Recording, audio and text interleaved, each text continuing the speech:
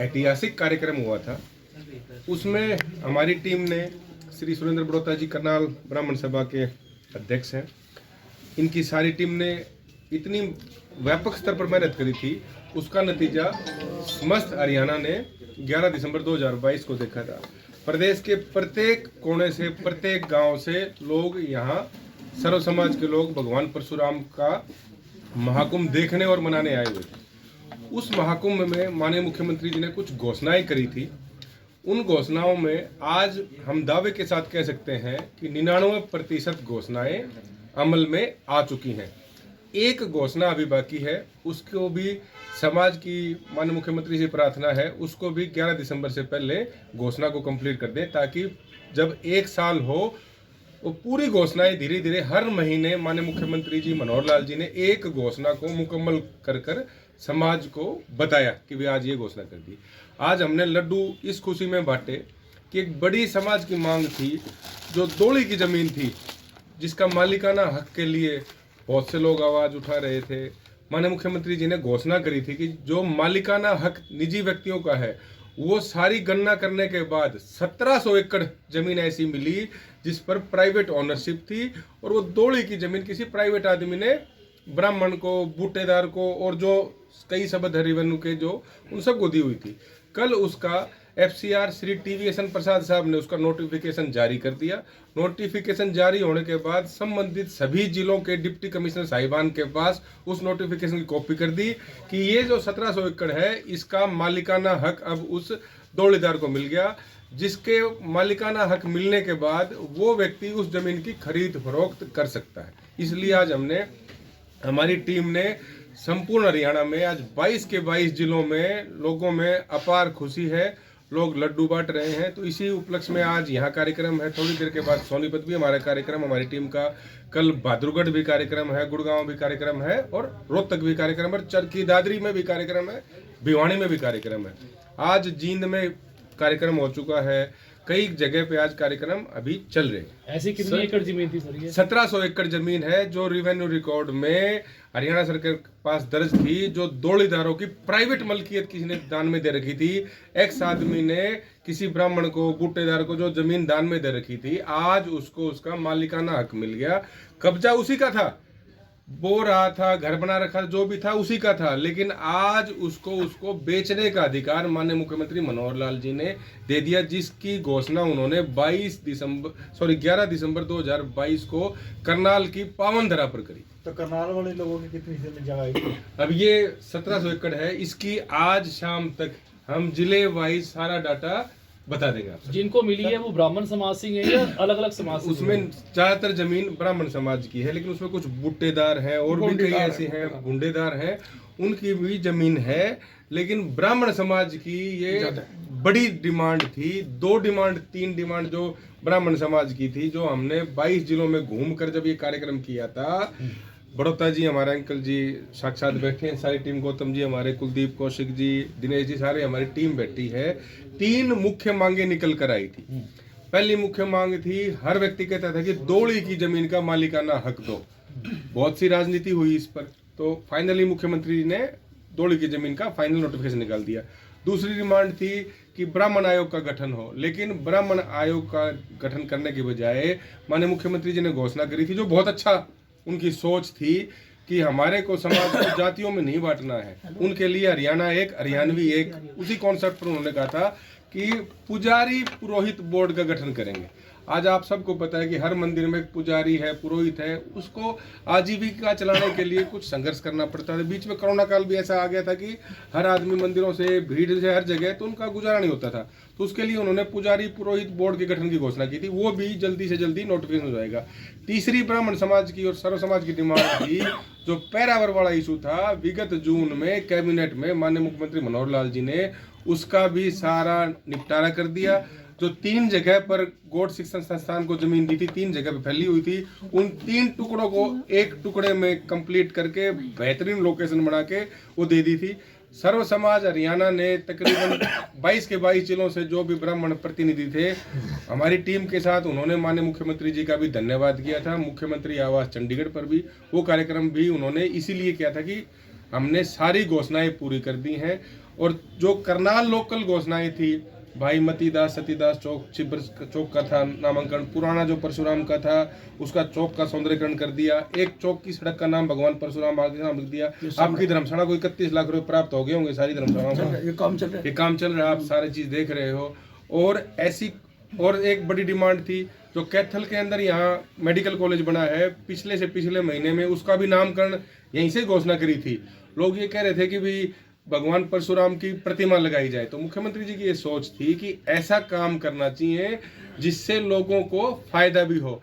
आज के दौर में चिकित्सा और शिक्षा 2 शब्द ऐसे हैं जिनके ऊपर पूरी दुनिया घूमती है, पूरा प्रदेश घूमता है। तो करनाल की घोषणा को अमल में लाते हुए कैथल में जो मेडिकल कॉलेज बना था पिछले महीने, उसका नामकरण किया गया भगवान परशुराम मेडिकल कॉलेज कैथल।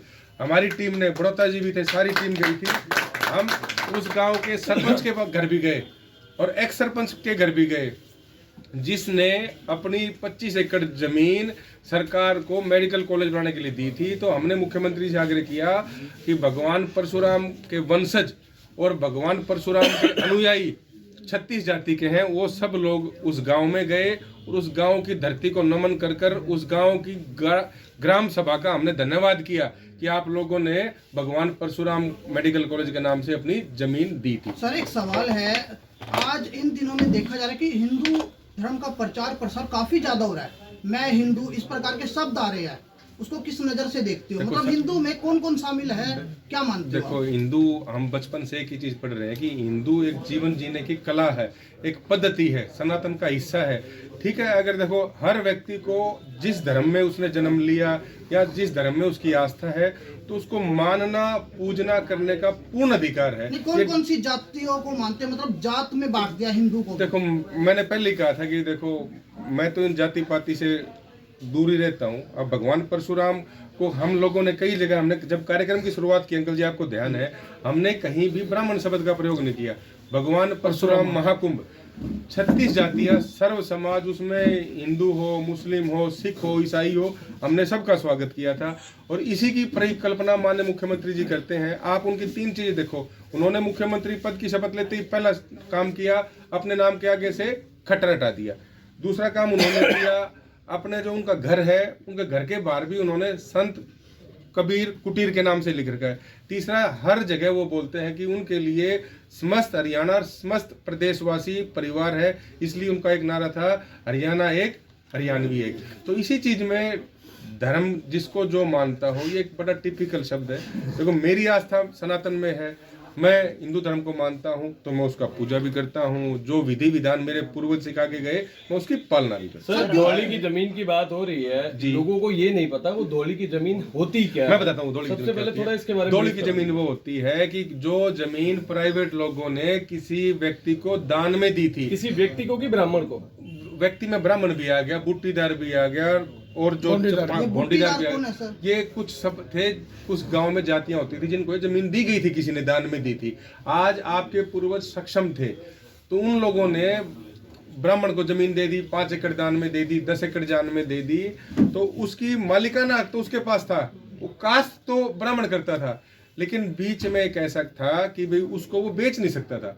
तो माननीय मुख्यमंत्री जी ने उस कानून में बदलाव करके कल नोटिफिकेशन निकाल दिया कि किसी निजी व्यक्ति की जो जमीन उसने दान में किसी को दी थी, उसको खरीद फरोख्त करने का पूर्ण अधिकार उस व्यक्ति को दे दिया जिसको दान में मिली हुई जमीन थी, जिसपे वो मौके पे कब्जा लिए हुए बैठे। सर, आम जन को कैसे पता लगेगा कि ये जमीन? मैं बताता हूँ, आम जनों को जो जिसके हिस्से से तकलीफ होती है ना, जिसकी जाति है, जिसको फायदा होता है, उसको सब चीजों का पता होता है।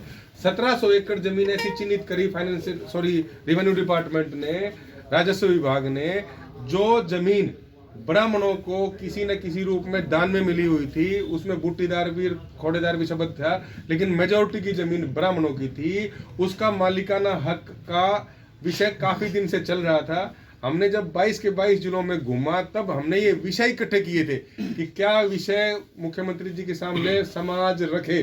तो जो विषय रखे थे उसमें सबसे प्रमुख विषय, हर जगह जहां भी हम गए, हमने 22 जिलों में 67 विधानसभाओं में, अंकल जी हमारे बैठे, हम लोग गए थे, हमारी पूरी टीम गई थी। आज हमारी थोड़ी सी संख्या यहाँ, आकस्मिक सूचना मिली, शॉर्ट नोटिस से पहले, तो आप सबका धन्यवाद कि आप तुरंत आ गए। तो ये विषय बहुत बड़ा था पूरे हरियाणा के लिए। जो आदमी होता है ना, जब जिसको दर्द उसको होता है, जिसका कांटा लगा हो, तो इसका काफी विषय गंभीर था। आज इस विषय को माननीय मुख्यमंत्री मनोहर लाल जी ने पूर्ण रूप से ब्राह्मण समाज को देने का काम किया। ये कांटा निकाला है या दर्द निकाला है? देखो, दर्द जिसको होता है, जिसके कांटा लगा हो। कहाँ दर्द था? देखो, जिसकी जमीन थी, जमीन मौके पे बैठे थे, हाँ, लोग कब्जा था, काश्त करते थे, तो आज उनको मालिकाना हक का नोटिफिकेशन देखकर एक किस्म का उनकी एक जो डिमांड थी, दर्द था, जो आप कहना चाहते हो मैं वही बोलूंगा जो आप मेरे मुंह से कहवाओगे, लेकिन जो दर्द था कि भाई वो मौके पे तो बैठे थे, लेकिन कई बार व्यक्ति उस जमीन को बेचना चाहे तो वो बेच नहीं पाता था। आज उसको पूर्ण अधिकार हो गए। जैसे आपके नाम कोई घर, प्लॉट, मकान, दुकान है, वैसे ही अधिकार उस जमीन के उसको मिले। शर्मा जी, आप क्या कहना चाहेंगे इस पूरे मामले को लेकर? देखिए, मैं सबसे पहले तो माननीय मुख्यमंत्री जी का आभार व्यक्त करता हूं पूरे ब्राह्मण समाज की तरफ से।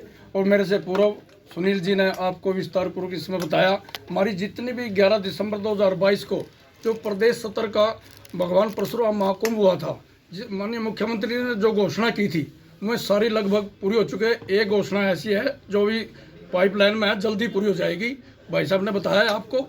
और मैं जैसे करनाल की ब्राह्मण धर्मशाला को 31 लाख रुपए दिए थे, और ये भगवान परशुराम मार्ग गांधी चौक से लेकर ये भगवान परशुराम मार्ग बना, भगवान परशुराम चौक तक, ये भगवान परशुराम मार्ग, भाई मतीदास सतीदास फुहारा चौक का नाम भाई मतीदास सतीदास। और भगवान इसमें पार्क में भगवान परशुराम जी की 21 फुट की प्रतिमा भी लगेगी, उसका भी नोटिफिकेशन जारी हो चुका है। और यह हमारे को जो बहुत पुरानी मांग थी ब्राह्मण धर्मशाला की, जो चौटाला साहब जब मुख्यमंत्री थे, उसके बाद बंसीलाल जी आए, फिर हुड्डा साहब 10 साल रहे, माननीय मुख्यमंत्री जी ने वो भी हमारे को 2200 गज की जगह का वो भी जल्दी हमारी पूरी हो जाएगी, और वो भी जल्दी फाइनल हो जाएगी। अभी आपने बोला कि काफी समय से इस चीज को लेकर प्रयास किया जा रहा था, अहम योगदान किसका है इस पूरे जो अभी तक ये जो आप बता रहे हैं कि डोली की जमीन को? ये अहम योगदान सुनील जी का और हमारी पूरी टीम का, इनके नेतृत्व में ये सुनील जी को श्रेय जाता है। सुनील जी ने पहले हमने जिले का, हमने माननीय मुख्यमंत्री जी ने हमारा जिला सत्र का है ना वो दिया था हमारे को प्रोग्राम करने के लिए। भाई साहब ने जब उनसे मुख्यमंत्री से बात करी, मुख्यमंत्री जी को कन्विंस करा हरियाणा का। हमें इस बात की भी खुशी है, सुनील जी ने करनाल को चुना, हरियाणा का जो प्रदेश सत्र का भगवान परशुराम महाकुंभ हुआ, और उससे हमारे को करनाल को विशेष तौर पर फायदा हुआ, क्योंकि यहाँ की 6-7 मांग तो यहीं की थी जो हमारी पूरी हुई है, जिसमें 31 लाख रुपए मार्ग का नाम, भाई मतीदास सतीदास चौक, भगवान परशुराम जी की 21 फुट की प्रतिमा, जो ब्राह्मण धर्मशाला की जगह है, इसके लिए तो यहाँ करनाल की थी। और वैसे हरियाणा के जैसे भाई साहब ने बताया, मेडिकल कॉलेज का नाम संपन्न खेड़ी है जो कैथन में है, उसका आधारशिला भी रख दी है माननीय मुख्यमंत्री जी ने, और डाक टिकट जारी करी, गजटेड छुट्टी। और अभी अनेक हो रहा है, हमारी जो चाणक्य महर्षि चाणक्य की चेयर भी स्थापित हो गई MD यूनिवर्सिटी में, वो भी हो गई। और पर्यावर की जमीन का आपने पूरे आपको मीडिया में पूरा उसका सुर्खिया में रहा, कुछ लोग उसके ना सस्ती लोकप्रियता हासिल करना चाहते थे, माननीय मुख्यमंत्री जी ने सबके मुंह बंद कर दिया और पर्यावर की जमीन गौड़ संस्था को दी। उसमें जो सीटें हैं वह भी 100 सीटें मंजूर कर रखी, वो भी जल्दी उनका भी फाइनल हो जाएगा। मैं आपके माध्यम से पुनः फिर जिला करनाल ब्राह्मण सभा की तरफ से, पूरी कार्यकारिणी की तरफ से माननीय मुख्यमंत्री जी का, सुनील जी का आभार व्यक्त करता हूं, जिन्होंने दिन रात मेहनत करके ब्राह्मण समाज की जो मांगे थी पूरी कराई।